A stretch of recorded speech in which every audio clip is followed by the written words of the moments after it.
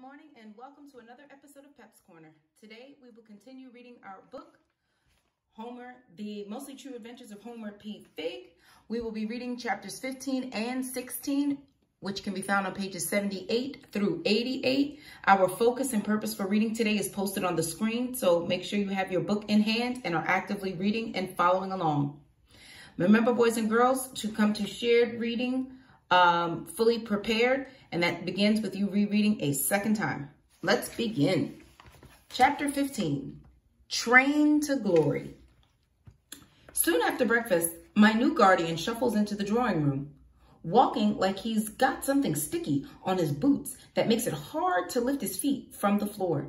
He's tall and thin, with narrow shoulders, not much wider than his head, and long, skinny arms that shoot past his frayed cuffs. He's wearing an old black frock coat, short at the waist, and trousers that shine at the knees, and a crooked stovepipe hat that bumps against the door frame as he enters the room. "Pardon me, sirs," he exclaims, blushing. "1,000 apologies. Oh, dear. Oh, dear. Mr. Webster B. Willow don't look much older than my brother Harold." The fine blonde hair on his narrow chin hasn't decided if it wants to be a beard, and his eyes are so close together it looks like he's studying his nose or trying to see around it.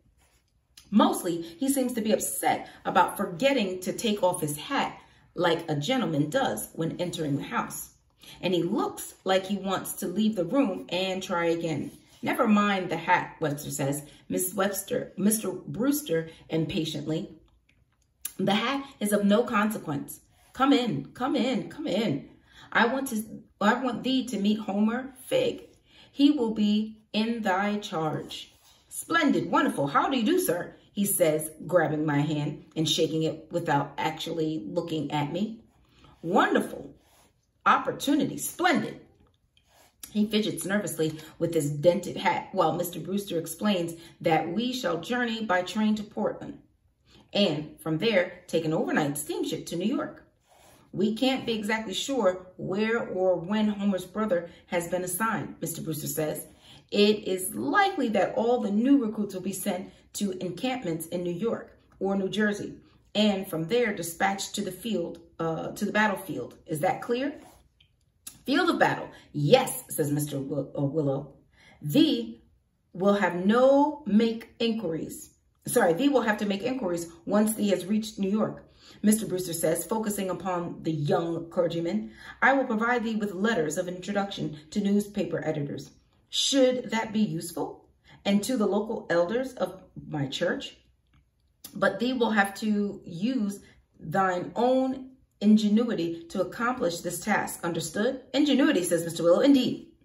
"Thee must be clear in thy purpose, Webster, lest thee be mistaken for a spy."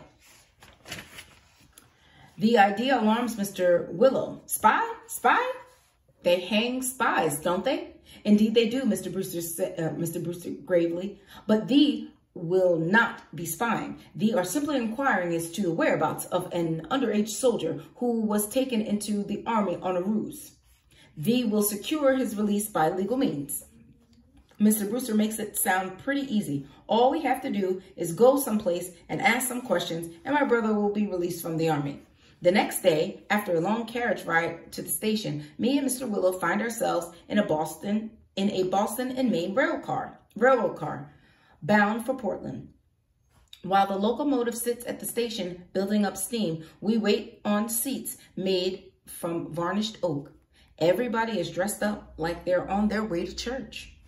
Women with long starched dresses and bonnets tied under their chins, and men in black wool suits storing their tall hats in special rack above their heads, and a conductor in a fine uniform collecting tickets. "Steam up in 10 minutes, ladies and gentlemen," he calls out. "Steam up in 10. Take your seats if you please."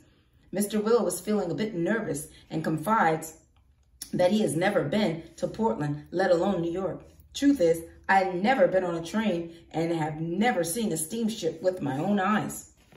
I tell him not to feel bad. Until a few days ago, I had never been anywhere but Pine Swamp and once to Scalewagon.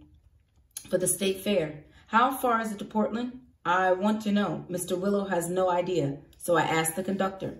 30 miles, station to station, he announces, sounding very pleased with himself. Time of travel, approximately 1.5 hours. Almost 40 miles, and we'll be there in less than 2 hours. That's faster than a racehorse can run out flat, and a horse can't run but a few miles before it needs to rest. But when I try to discuss the subject of speed and horses and trains, which is really quite interesting, Mr. Willow says he feels faint. I am distinctly indisposed, he complains in a sickly voice. I must be ill from the motion, rail sickness, they call it. We're not moving yet, Mr. Willow, I pointed out. He does look pale, but when the whistle blows and the train lurches forward, Mr. Willow recovers some of his good spirits. Buildings and trees and telegraph poles begin to rush by the windows, and the wheels start ticking against the rails in a kind of pleasant, peaceful way. Not so very bad, he says, looking pleasantly surprised. Indeed not, now that he's feeling better. Mr. Willow wants to talk about himself. He tells me all the little school, about the little school where he pursued his Bible studies and the prizes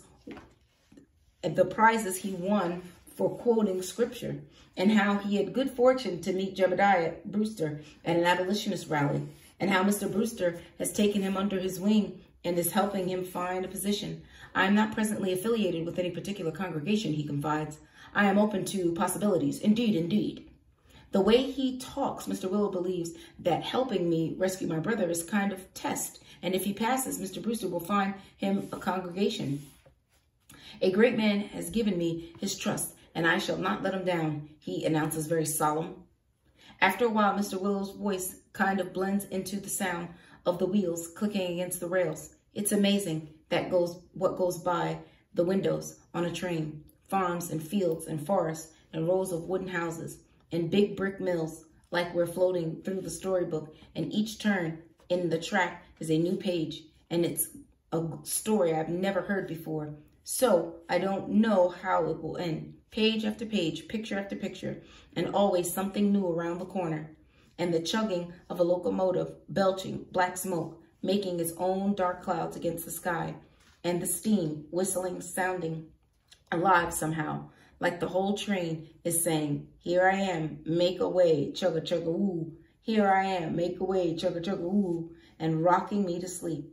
When I wake up, we're in Portland, and that's where the trouble really starts.